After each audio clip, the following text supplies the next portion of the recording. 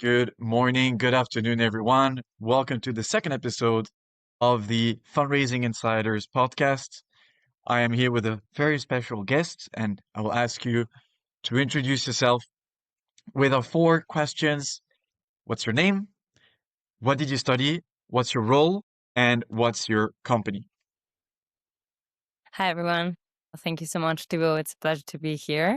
So I'm Camilla Rizzi. I'm an energy investor at Plug and Play. Before joining Plug and Play, I studied innovation technology management in Milan since I'm from Italy. And yeah, I've been in Plug and Play since 3 years so far. So a very nice journey. Thank you so much. Beautiful. Just a brief question because, of course, when we prepared those episodes, we try to see all your background. We had a previous call before the podcast to actually prepare, get a couple of things explored and, prepare the questions. Of course, we always try to make those formats quite bespoke. And we mentioned briefly that you went from a operator background, you worked at PwC, if I'm correct, and then you went into the whole plug and play aspect and being an investor. Could you tell us very briefly what was the switch or the pivot? What led you to go from operating to investing? Yeah, of course. Well, I joined PwC, I think, after my graduation, since I think consultancy is a good way to start. And then the fact is that I really always wanted to have a more, impact and energy-driven careers. And I think being an investor really allows you to develop a sort of overview and know-how on a specific sectors, and so this was really my goal. So to really develop a 360 degrees, let's say, knowledge of the energy sector. And so that's why I decided to join Plug and Play. And I think the most pressure things is really to the face-to-face contact with founders and startups, and really share the same passion. Right. So I feel like there's two aspects there. There's one is when you're into consulting, especially in a massive company like PwC, the target and the end result, the impact that you have might seem a bit too far away to actually grasp. Whereas when you're an investor, you feel that impact a bit more closely. And there's an entire part of learning new skills, which is always exciting, especially in those days. I cannot shut up about Claude lately. I feel like everyone is kind of transitioning from their GPT era to Claude. This is not a sponsored podcast, by the way. Anthropic, if you hear this, please let us know. But it's crazy. There's more skills that come out and are ready to be learned than there is actually time to learn. It's borderline. I'd like to have your opinion also as an investor. We'll talk about this later, but do you see this being more exciting or stressful? Like for me, I know that it can be a bit anxious. I can get anxious by seeing there's so many things. There's always videos and YouTube's tutorials, etc. Agents who use this and that. And it feels there's so much to learn. How are you feeling it? And is that something that also comes into play with your job as an investor? How much of that are you actually using? Yeah, no, for sure. That's a really good point, and I share it as well. From one side, I think AI is definitely a tool that will help us to scouting better, to be also updated on everything, on the recent news. I mean, I think the most important things being an investor is really to be updated and be also ahead of everything that is going on specific sectors or a specific technology. And so I have spent a lot of time in trying to read all the hundred of newsletters that arrived in my in my inbox, Of course. all everything that is going on LinkedIn. It's always open and everything. And I think now we have automated tools that really helps you to do this and to create a strong pipeline, but also I Mhm. think a stronger ecosystem within the other investor.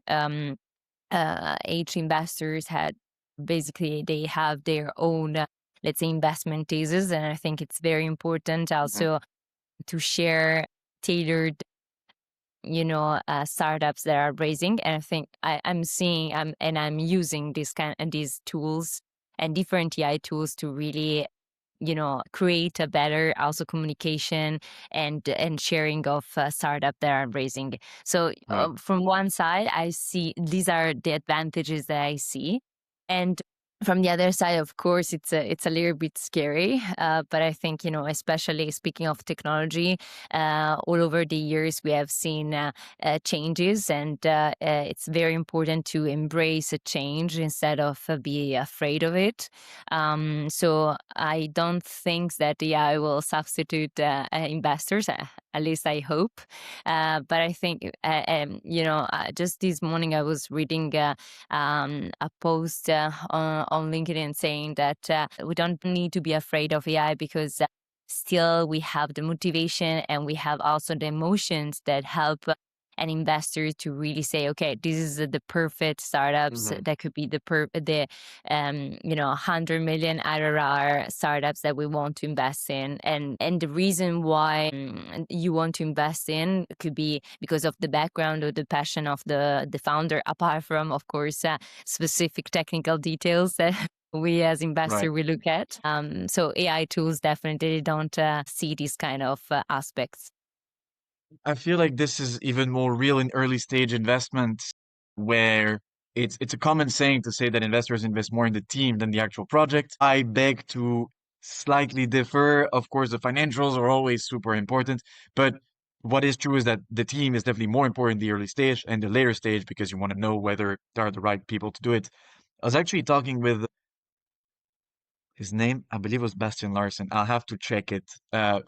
He's a fellow Forbes 30 under 30 and founder of a VC called Blackwood VC. And I think back then they had developed with AI in the very beginnings of AI a tool to support with finding out whether founders were truly believing what they were saying, to dig a little bit more into the emotional aspect, whether they had real passion or if they were like trying to convince themselves. So I was wondering, is that something that you're keeping exclusively human, or are you trying to also look at how AI can support this more, say, it's a more human skill, you know? Yeah, no, actually, I like to keep it exclusively human Right. based. I think it's a soft skills that you have to implement and to develop. So, no, I prefer to use AI, as I say before, to remain up to date on everything that is going on and share also to my network the most important trends or the most important startups. But I think also for like a sort of to be respectful for the founders you are interviewing or you are having a call with, it's very important to listen to them. I mean, founders are so busy that just 10 minutes. Usually we do a 15 minutes call and they have 3 minutes for the Right. pitch. It's very important for you to follow that 3 minutes very carefully. Right. So this was a bit of an introductory chat. I like this whole novelty thematics because, well, you're at the forefront of novelty as an investor. I'll just remind to our listeners, we try to have a format that is quite dynamic. The first part is usually around 20 minutes of a bit like we're doing now, a conversation with key, large, broad topics that we tackle without any specific structure. They'll have part two, that is fast-paced questions. So yes or no, option A, option B. And the objective will be to go as fast as possible to get, the answer that goes through your mind first. And then we'll have a couple of minutes after that to reflect a bit more in detail, bring more substance, more nuance to those answers. And then in part three, we have two options. We'll see there. Either you want to go the tier list format, where we have a tier list with a bunch of things that we believe are more or less important, or some people, especially founders, can have cliches or can have ideas of what they think is important for an investor. And this is a great opportunity for us to actually get the truth, or at least um, a point of view of an investor that says, well, actually, this is more important for us for X, Y, Z reason. Otherwise, we'll have other more personal topics that we can tackle a bit like this first part. We're reaching already 10 minutes. Time is flying. It's beautiful. So this first part will be slightly shortened. I'll read out to you a couple of questions and topics, and you'll tell me which one you want to do for the next, say, 10 minutes. So I remember in our first chat, you mentioned something like a pitch challenge where you have companies within your portfolio or pre-investing that are in a challenge to pitch so that you get to invest, or is it for a follow-up investment? So that's one of the topics. I'd like to hear more about this. Then something that we might tackle in part three, you shared a report on, I believe it is the cooling in data centers and the whole role of cooling technology in AI and the whole importance of those reports, because plug and play is not just an investor, there's a bit more to it. So that's this one. Then, of course, there's a question that I believe is my favorite one. You were active in different ecosystems, Abu Dhabi, Valencia, you're from Italy. You mentioned some ambitions to move to London. There's many things that you're covering. Plug and Play is also active in the US, so we could talk about the differences in fundraising in those different geographies. And then finally, a little bit more about angel investing. I believe recently you have started to get into a group of angel investors, at least to get aware of how it works and maybe done a couple of investments. So maybe we can stop about this. And finally, thesis versus say crush. If you're an investor, if a company doesn't necessarily fit your thesis, does it still have a place? If yes, how? What kind of topics do you want to tackle? Okay, perfect. Well, they're all quite interesting, but I think, being an energy investor, let's go with the AI data center first. And then if we All right, have time, I think also the pitch clinic. I mean, we always try during our accelerator program gotcha. to share some best practice. Right, perfect. So we'll have pitch clinic in option B, and we will start with AI and cooling. By the way, I wrote this down after our first chat. There are two companies that I did not see in your AI and cooling report that I will actually bring on screen. Of And one course. is called Temperate. Temperate is a company that went through the Carbon 13 Accelerator, got Hmm. the funding in the previous cohorts, and that have been briefly supporting, reviewing their deck, etc. And they're doing cooling, but the emission is by light, so literally just pointing out to the atmosphere instead of having some gas or whatever. So that was very interesting technology. And the other one was from a fellow cohort member at Zinc VC when I was in the cohort there. It's called, I believe, Infinite Flux, and they are doing two-phase liquid cooling. Of course, one of the main applications for data centers. It's a uni spin out, so very interesting technology. I didn't see them there, so just pointing those out. Please start telling us a bit more about what brings those reports. Why did you study cooling for data centers and not just data centers as a whole? Is there because you made an investment recently? Is it because it's a topic where you want to actively invest? And what is the role of those reports? In the meantime, I'll bring it up. Yeah, of course. Well, first of all, thank you for sharing these two startups that we will make sure also to connect with them. Actually, so we did two things. I personally did two things around data center. One was a general report on like the overview, and the other one, it's an article based. Yeah, exactly, the one that you were sharing. This article Allow was to share it live, right? yeah, was Okay, more perfect. to the energy and the water ecosystem impact on data center. But then the second aspect was to go a little bit more into like a deep dive into this aspect. And basically, I did an entire report on the entire value chain of data center. And the reason why it was because we actually launched a data center vertical in US first with our corporate partners. We're quite active into this space, and for common reason, also for the rising of AI and the impact on data center itself, the use of energy. So in this article, I, Right. I focus mainly on the problem initially, the fact that, of course, data center are using a lot of energy. That as a problem. We seen that global electricity consumption basically range to 600 to 1,000 terawatt by this year. So the impact on the electrical grids due to these larger and more numerous data centers is substantial. We've seen that it Right. account to 60% of the total load growth.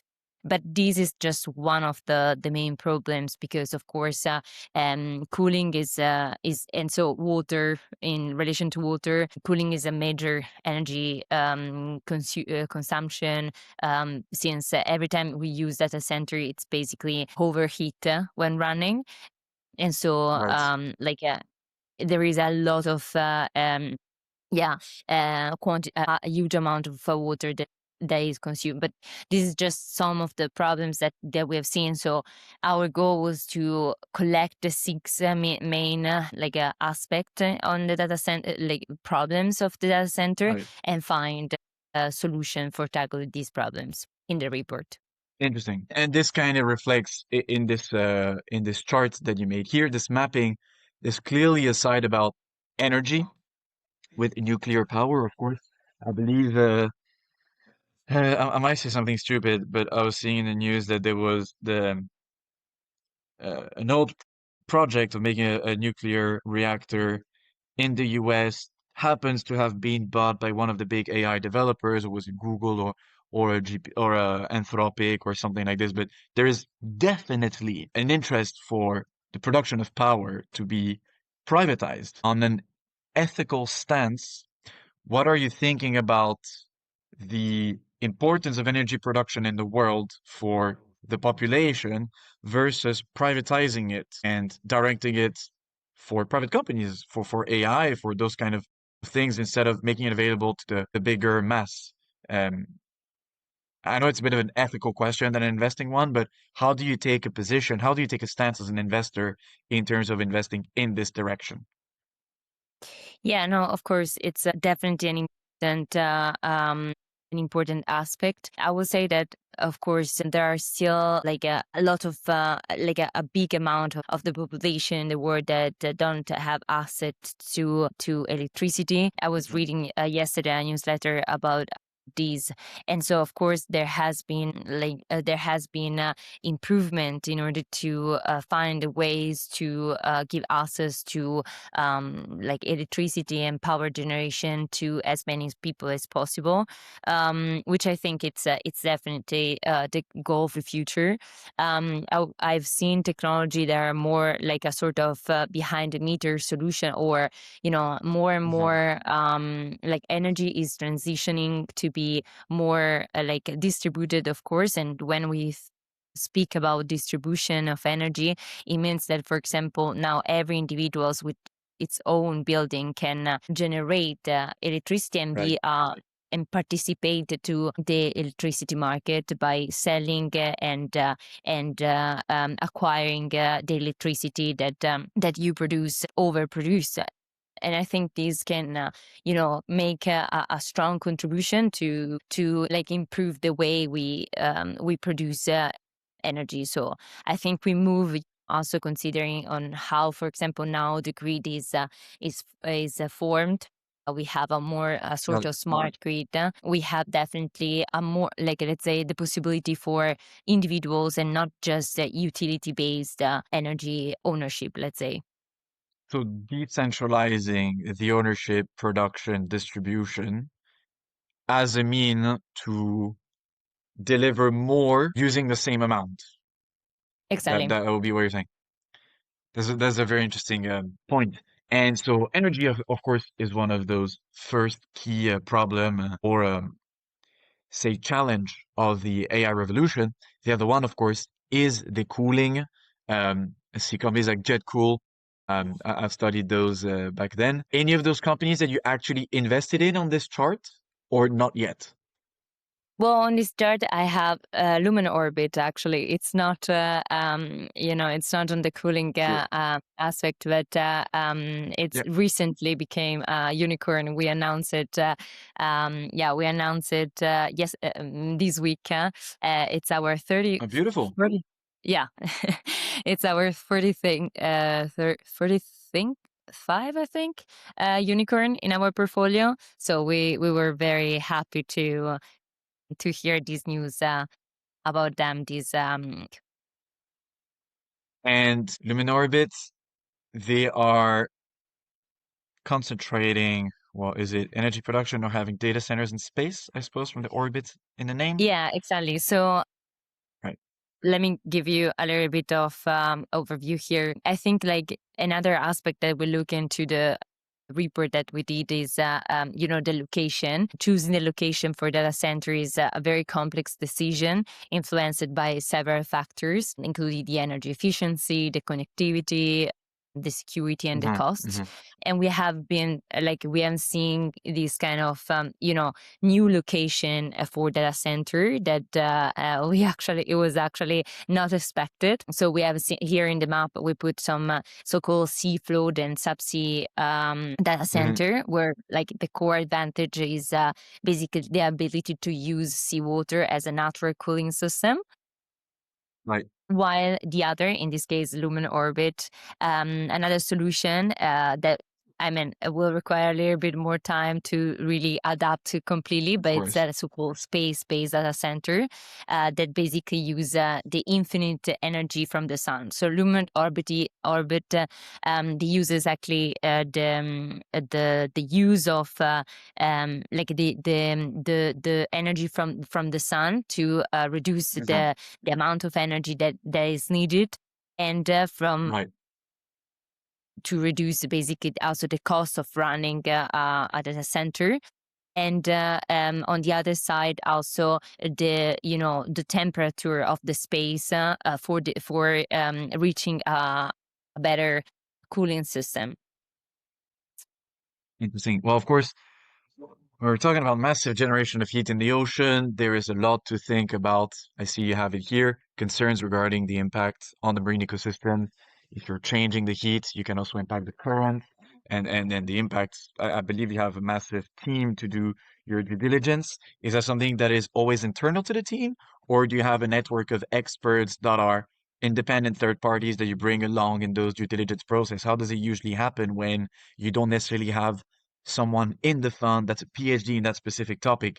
How does that happen? I believe for founders, it's a bit of a black box. Like they think, oh, we are the experts in our topic. We give it to those investors. They don't necessarily know anything about it apart from market dynamics. So how do you deal with checking the technology and doing stuff like that?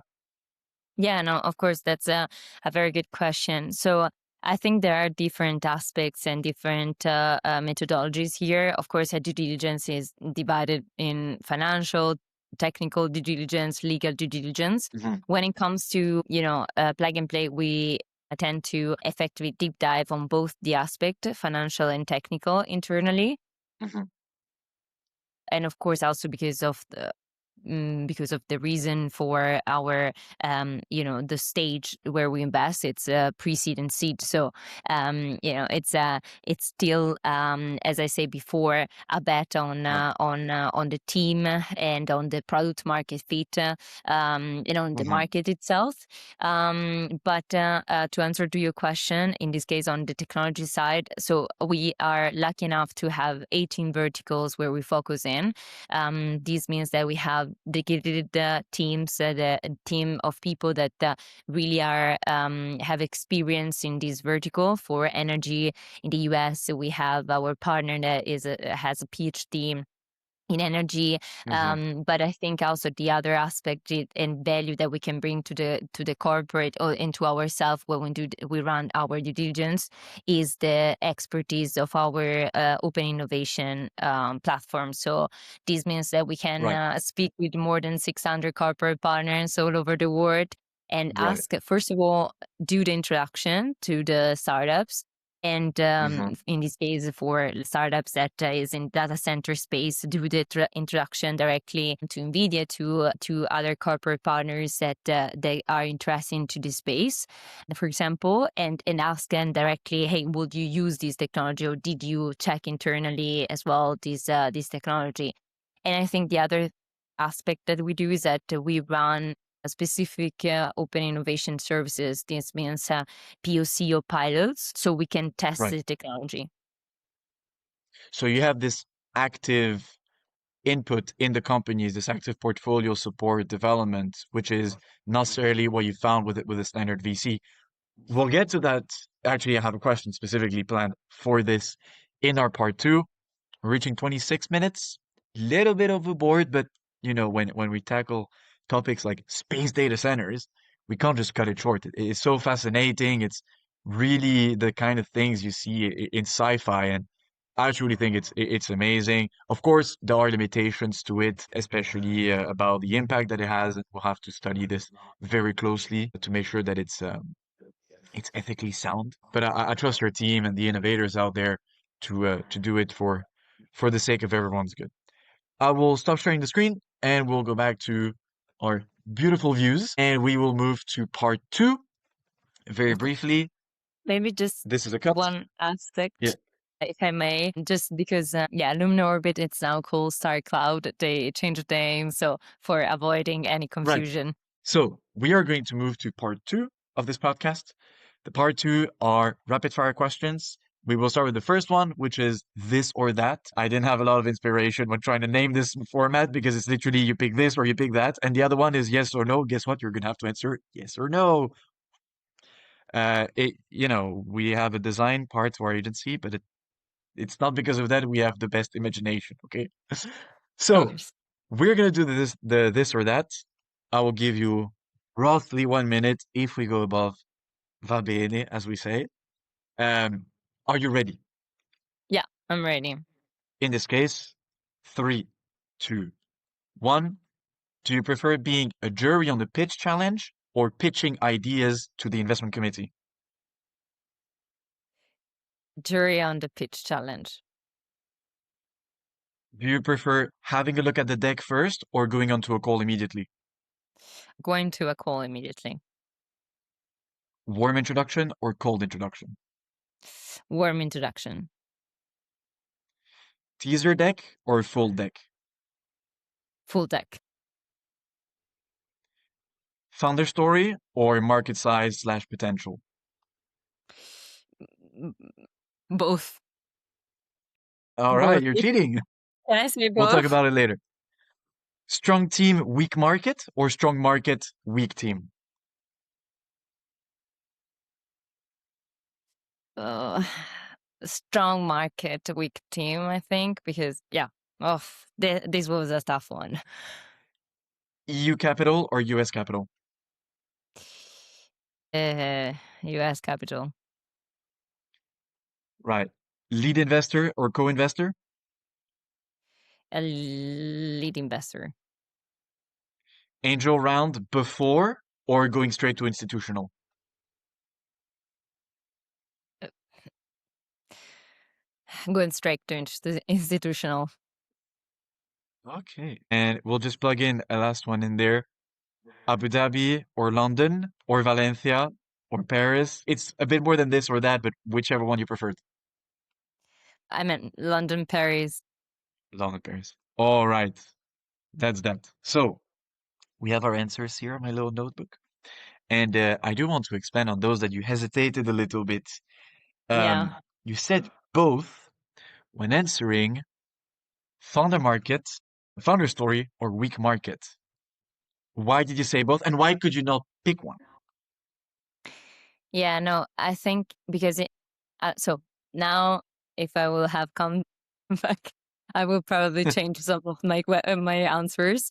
But yeah, so on this one, I think it's very important to have both. Like it's very important to for me, since I bet on the team and the story, it's very important that founder. It's not just a founder because they want to create and build a company, but it's because they want to, solve a problem, and they found an alternative solution to find a problem, and the problem to overcome the problem, and the problem needs to be big enough. It needs to have that market fit where enough consumers will pay and believe in you. So I think it's very important for both. And if I may change my Go answer on. before, also when you ask me, weak team and strong market, or weak market and strong team, I will also Right. say that it's important to have a strong team instead, because a strong team can create, a solution in where the market is not enough, it's not there, it's not ready, and pivoted to a better market, so a better Right. solution. Yeah, with I'm enough really happy time, because I can. we are I can. echoing here. We're echoing here to our first episode which will be aired soon, and maybe might have been aired when this one comes out, where there was a big part where we're discussing traction, and we were discussing traction and pivoting as well. So both in there. The traction is what gives an idea of how big the market can be, but the pivot was where if the market is not big enough or if the market is not the right one in your TTM strategy, you have the ability to pivot, that agility. So nice, interesting. US funding, I suppose it's quite obvious, mainly for the either regulatory aspect or the larger valuations, larger amounts of funding that can go in there. Lead investor, fair enough. We had something you said going straight to institutional. That's very interesting. Usually, even VCs tend to tell companies if you don't have to take VC money, don't take VC money and go with angels or go with philanthropy or other sources of funding. Why do you put this emphasis on going institutional? And may I say that you could be biased because Yeah. plug and play offers more than an institutional traditional VC money only offers. Yeah, no, of course. Like in this case, I think it's definitely like also this I could have changed it if I had enough time. I think it's definitely great, and angels can give a lot of help, family and friends at the beginning. It's really the best solution, I would say. But of course, like if you go directly with institution, and institution, I mean like a VC money, not CVC. CVC, it's definitely not a great solution if a company it's early stage, because otherwise you will be Okay. very like stick to their business unit and business area. Then of course it depends. I'm not saying that it's like everything. Don't take everything for like a no. Okay. Okay. It depends case by case, and there are CVC that are amazing and they can really help the startups. But if I'm speaking of a very early stage startups, it's definitely better family and friends first, and then VC. So I think it could be definitely open to both. But I will also say that being like as an investor, there are some investor, even some investor as plug and play that we don't lead, that we prefer to do not enter with angels round, but we prefer to wait Right. until there is a little bit more structure round with a lead investor. So Hmm. yeah, I was Right. biased. Sorry, founders out there. For, for the CVC, in my previous company, we had CVCs joining in with the B2More venture. There was the CVC of British American Tobacco, which for a sustainability company having a tobacco company behind in a CVC could have looked bad. But of course, the ambition was to A, we wanted to work with non-nicotine products, and B, the ambition was to create of a polluting product and of something that will probably not go away for the further future to make it more sustainable. But there was a key aspect that we put is that the terms when you negotiate with the CVC, A, you have to check whether it's on the balance sheet or off the balance sheet. For the listeners, that means whether the mother company is directly putting money in the CVC and taking active decisions on the direction of the investments or not, and whether in the terms you actually have to do something for the CVC or not. So I believe it could be a very strong tool if the CVC allows you that freedom and puts in-kind support, access to their distribution channels, to their equipment, etc. But as you did say, it could get dangerous if you associate your name to a big brand out there and suddenly close a portion of the market. So Yeah. CVC, would you agree saying that yes, only if it targets one of your market segments and doesn't cut necessarily the others and cannot be a barrier in the future? Yeah, exactly. That was exactly like I said before, for just for very early stage companies, because it will get more complicated for like a time where you're more focused on your team and to prove your Hmm. solution. But then, of course, as I say, CVC can be definitely helpful. Or there has been cases where the investment of the CVC will be a convertible note, so for future rounds. So you have the Okay. advantages of having access to their knowledge, their distribution channels. We have seen these also in food tech. It's very important for regulation, for example, of products. But yes, for just the like first two rounds, I would say it's very important, as you say, to define the conditions. Absolutely. Right. Let's move to our second fast-paced segment, the yes or no. Again, a ton of imagination. So are you ready for this? Yeah. All right. Three, two, one. Have you ever recommended a startup for investment that you later had doubts or regretted? Yes. Do you actually read every deck that comes through your pipeline? Yes. Have you ever changed your mind on a founder after a bad first pitch? Yes. Do you believe most of the people that reach out to you understand the plug and play model? No. Have you ever seen a deck so good that it made you forget that the business was actually weak? No. Do you think EU founders undersell themselves compared to US founders? No. Would you ever consider founding a company yourself? Yes. And finally, are you having a good time on the show? Of course. Beautiful. All right. So, a bit of a mishap in there with that question that I didn't even write myself correctly, so that's why I was bugging. But I'm really happy we got it in there because that's actually the most interesting one. Do you think the people who reach out to you understand the plug and play model? You answered no. What do they not really understand? And what makes you different to a standard VC?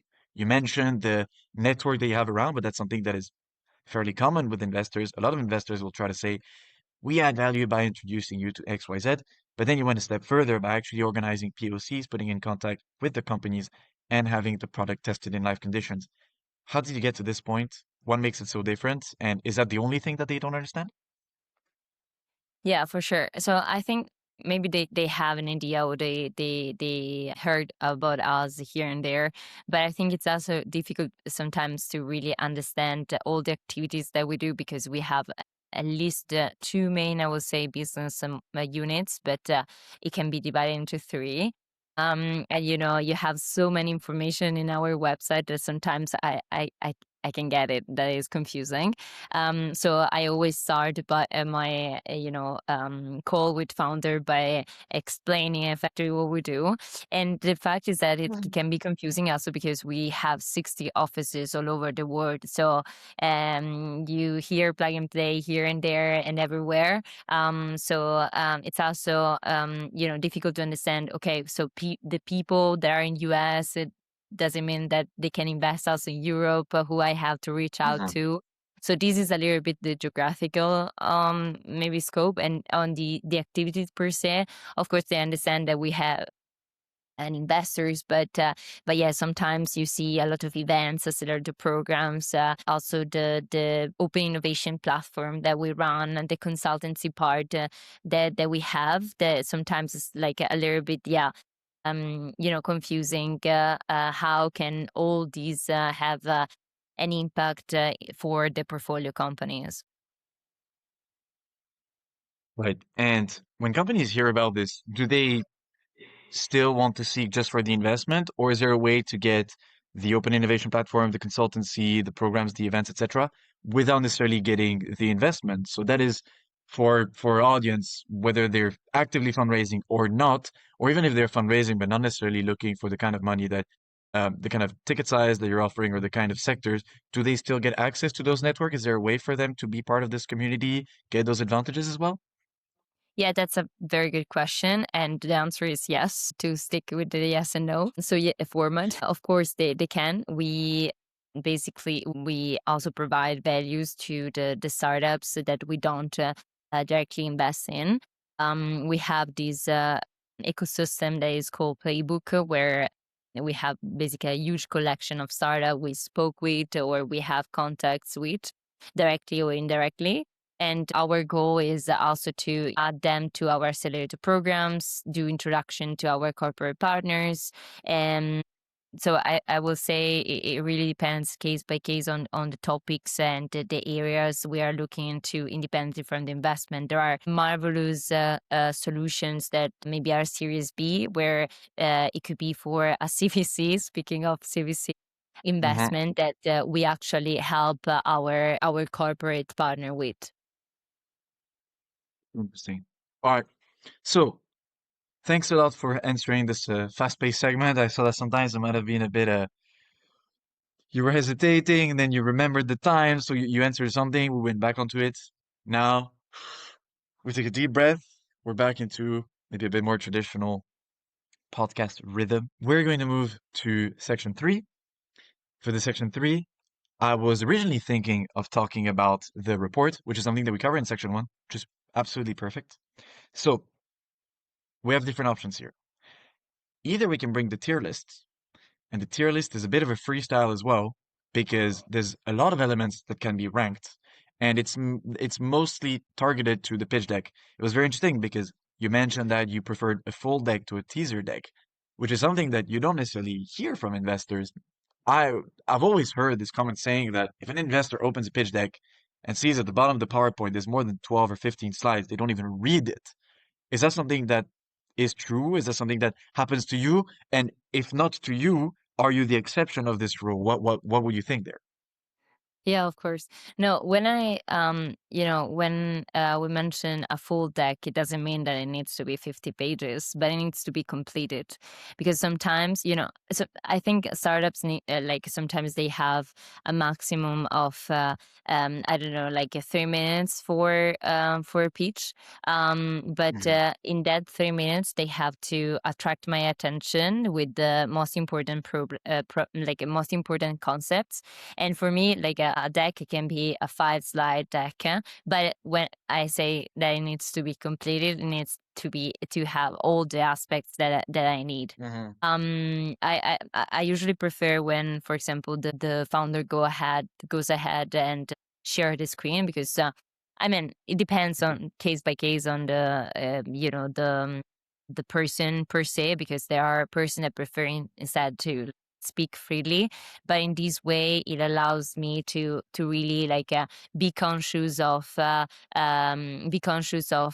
like follow a story. That's it. It's like Mhm. 3 minutes of a story where there needs to be all the aspects that you are most proud of, and to share these aspects. So yeah, that's the things that I will say when it needs to be complete, to tell a story that people really connect to the story, tell why now, and basically sometimes also you have the possibility to speak with the investors that have knowledge on the sectors you are, but sometimes they are agnostics and maybe they Mhm.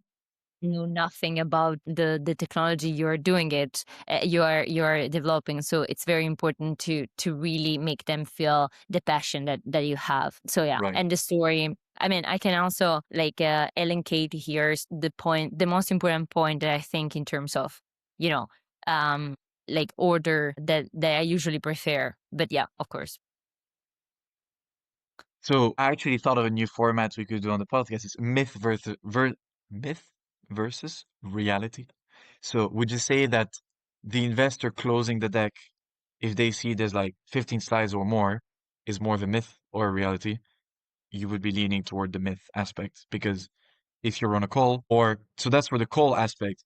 Now, if we're outside the call and you just have 100 decks to open for today or by the end of the week, and you see that, do you think that this actually plays a role, or is it still a myth?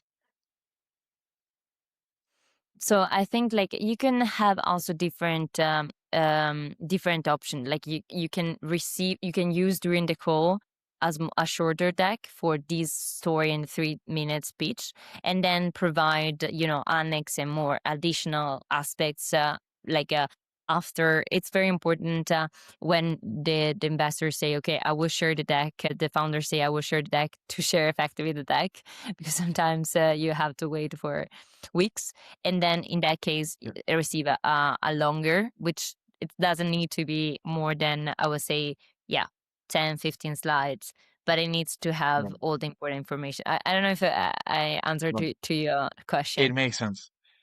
Here, I could answer in a cheeky way because you said that sometimes it takes founders a couple of weeks to send the deck.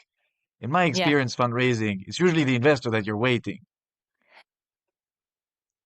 I'm saying a personal experience. yeah, But no, of it's course, true. it's both are busy. It makes sense. Yeah, I think In that aspect, would you say that an investor answering faster is a signal that they actually are super interested about the project, or is it just purely dependent on their workflow and the amount of stuff they've got to do at that given time? That's a tricky question. I think it, of course, like if they answer immediately means that you are on top of the, the Okay. list, but it really depends. I think the most important things is like a mutual respect. So if Hmm. you share content with me, I need to answer. And if I ask, Right. like, an answer, it's always respectful. Of course, it depends on the schedule of both of sides. But yeah, I would say it doesn't depend, I think, on the time they take to answer. But it's more important to when from the founder side where they say, okay, I will share the deck to effectively don't wait too much time because Right. you know there is another startups after for a call, and otherwise it means that you are not ready with the deck. Or otherwise, it means you're just undermining your own. You're just faking till you're making it, and you're giving the opportunity for another founder to do it before you. So we're done with part one. We're done with part two. We briefly started this part three with a couple of questions. What do you want to do? We have 10 minutes left, roughly. Do you want to try the tier list format and then see those kind of things or debunking slash ranking importance of certain topics? Or do you want to tackle the pitch clinic that you have, this pitching event, and just talk maybe a bit more about this as the third segment of the podcast? Let's go with the first one. With the amazing tier list. All right, I will share my screen and you will be baffled at the quality of this. I'm Be sure. ready. The production budget is, of course, on the high, but what matters is not how it looks like, it's what's on it and what we're going to discuss. So I'm going to share my screen and mind your eyes. Wow. So we have a lot of elements. We even have the previous version from the previous podcast, whereas as I said earlier, we mentioned a lot about traction and the go-to-market, the size of the market. So if you want, we can either talk about this again and maybe have different vision, or you can simply select certain items on this list here and decide whether they are more or less important. We tackled the slide's length and the deck clarity, so I think we can leave that aside. But if there's anything that you believe is interesting, you want to talk about, be it the regulatory aspect, the financials, the completeness of the financials, the logic of it, the valuation, visuals, context, etc., any of this that you believe is more or less important, or maybe some topics you want to debunk, feel free. So as Okay. an investor, what are the things that matter the most here? So we have the pricing and costing, we have traction, we have patents, etc. Okay, okay. So I would How say do those like matter? yeah, I would say the team it's definitely the most important if it's there somewhere. Is the No. team there? Yeah, We yeah, don't have team. team. Team. Yeah, Where's I team? see it. Team, academic backgrounds, team industry Ah, yes, experience. team. Yeah. So we have a couple of different things for the team. We have within the team, the importance of different topics, whether they have industry experience, if they are an ex-founder, so if they have founder experience, or if they have the academic background are they actual experts of that topic? So maybe Yeah. this is worth ranking each of Yeah. those elements for a team. Which ones are the most important for you? So I think the let's say the most important, but not really most important, but the most relevant or appealing for investors is definitely that you are an ex-founder with maybe an exit. It's definitely good Okay, and important. And then I would say the industry experience is also very good and important because a sort of previous experience or just the fact that you were working on similar things and you recognize that there were a problem and you were active or right. yes like let's say you look ahead enough to find a solution, and for academic backgrounds I will say that it's definitely important, but in that case of the type of like where you study and top tier university, it's definitely important, but I would say it depends on the case by case. On the background, I think I was thinking more about whether they studied that topic specifically academically or if it's just something that they learned in the Yeah. industry. No, I All think right. it's it depends. Like I've seen people that did not study, engineering for engineer directly, but they were part of like they experienced these in like as a like in a workshop work environment, and Okay, they develop a solution with. That's why there are co-founders.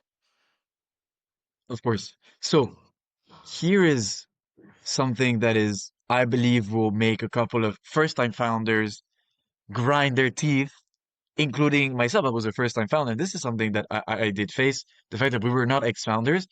If you're not an ex-founder and you don't have any co-founder that's an ex-founder, how do you circumvent this? How is it going to be with mentors? If yes, what is a good mentor? Or can you circumvent that by just saying, hey, look, we're just first-time founders, but we're going to do other things that will convince you that we're the right team? Yeah.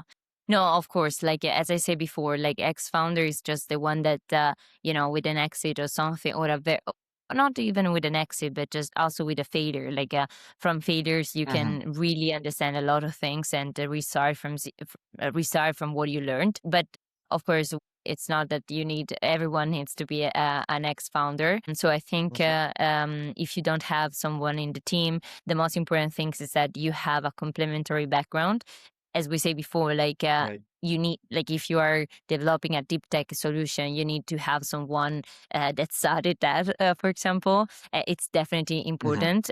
And maybe that is proven by a research from like a top university if you are like a young founder, or an example from one of the our portfolio company, which is called ePut Biodesign. I think like a founder, he was like 22 years old when he started, but the co-founder was one of the like the most important professor in UK for enzymatic recycling solution. So, Right. kind of complementarity can be like the perfect solution. And this is just an example, of course. Again, it depends case by case. But if you don't have, like, if you are both, let's say, young, you have like the perfect academic background and maybe some experience in what you are doing, then I think yes, like having the right mentor and or advisor, it's the good like a good approach. And in this case, I think you will need to be someone that for example, it's a prior founder in Okay. the solution you are developing, or in the industry. It could be even someone that is like a seat in the board of the market and the technology that you are trying to develop, for example. Mhm. So for you, outside of the fact that they are either very high level in the industry or an ex-founder themselves, what makes a good mentor and what are the right formats? Because a lot of companies have on their slide, and I've seen it myself in my previous company, the first iterations of the deck had a bunch of mentors that in the end didn't really mentor much. Mm. What makes a good mentor? What for an investor?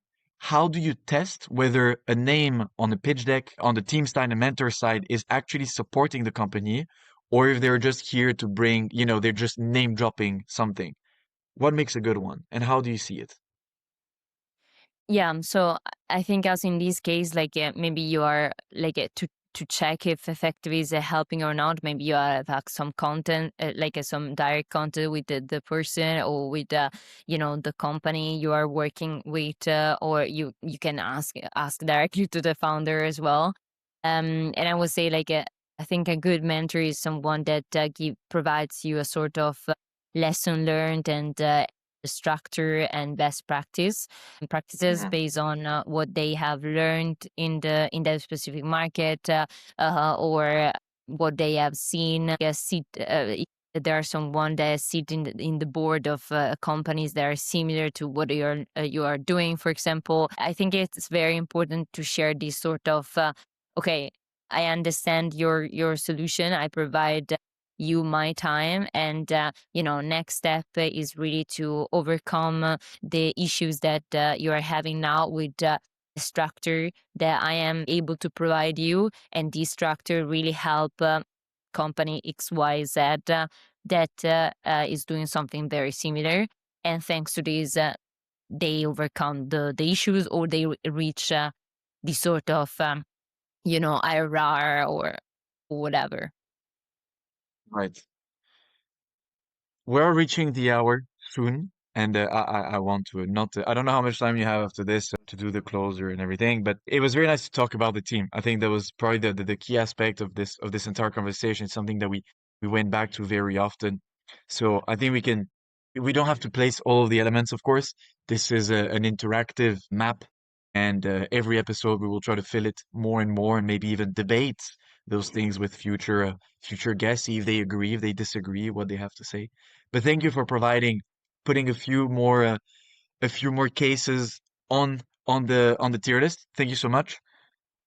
We are now unfortunately done with this podcast. It was a great hour. I think time went fast. I hope you had a great time. And before closing all of this, um, I'd like you to, of course, say a bit more about plug and play. If you have any news, if you're going to be at an event soon, if you're hosting one of those pitch competitions, is there anything that we can follow, we can keep an eye out for very soon? Anything exciting coming up? Yeah, first of all, thank you so much for your time. It was a pleasure being here, and it was very interesting and finding this interactive, let's say, podcast. So thank you so much. Yeah, I will be attending the Bilbao Energy Summit, 15 and 16 of April. So it's going to Okay. be around energy. We're gonna have also breakfast the 16th. So happy to meet any founders or other investors that will be attend. And yeah, on Plug and Play, please follow we're very active on our marketing team is very active with all the news on LinkedIn, on our website.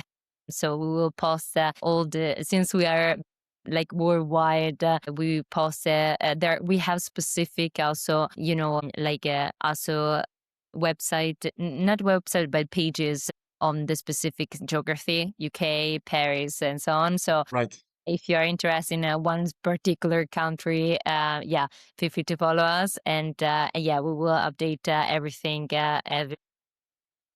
We will put, of course, all of the credentials in the description, be it on Spotify, YouTube, and even for the shorts, everything will be in there. Finally, is there anyone you would like? This is how we also change to the next episode. One of the topics that you wish you would have tackled today, with not necessarily had the time, or you would like to hear someone talk about a topic that you already that we tackled today. Is there anyone you would like to nominate? Not necessarily plug and play, but another investor, maybe an exited founder, to give us a different view. Well, I mean, there are a lot of topics I think that could be interesting, and like us on the energy space. But yeah, I don't feel to nominate someone at this time. But in terms of topic, I think there is a lot of attention on the new transformers for the grid. It's a very technical topic, I know, but it's quite interesting, and we have seen a lot of like attention on that topic, especially solid state transformers. So yeah, that's a very niche topic that I will look at. Okay, so maybe something we might see a report from you sometime soon. Exactly, Who knows? Maybe we can even work on that together. of course. We're actually going to start publishing a bunch of reports. So this podcast, the Fundraising Insider podcast, will be published on, there will be a Fundraising Insider page where we have three main things. We will have pitch deck reviews that we can do on, we have a collaboration with a YC company, YC founder, and the company calls Metal, and we will do pitch deck reviews in live. So that'll be interesting. We will publish some industry reports. We have already a couple of them in the pipeline. And maybe it's also the opportunity when we have guests like you to do collaboration on those sorts of reports, maybe a bit more targeted. And of course, the podcast episodes will be there. So again, thank you so much. And we'll hear about you very soon. Hopefully, people join you on the 15th and the 16th of April for this beautiful breakfast. Where is the location of this event, by the way? It's in Bilbao. It's the Energy Summit. In Bilbao. Yeah, All right. Beautiful. Well, I hope it will be a sunny event. for sure. Thank you so much for this opportunity. It was a pleasure speaking with you. Cheers. Bye bye. Bye bye.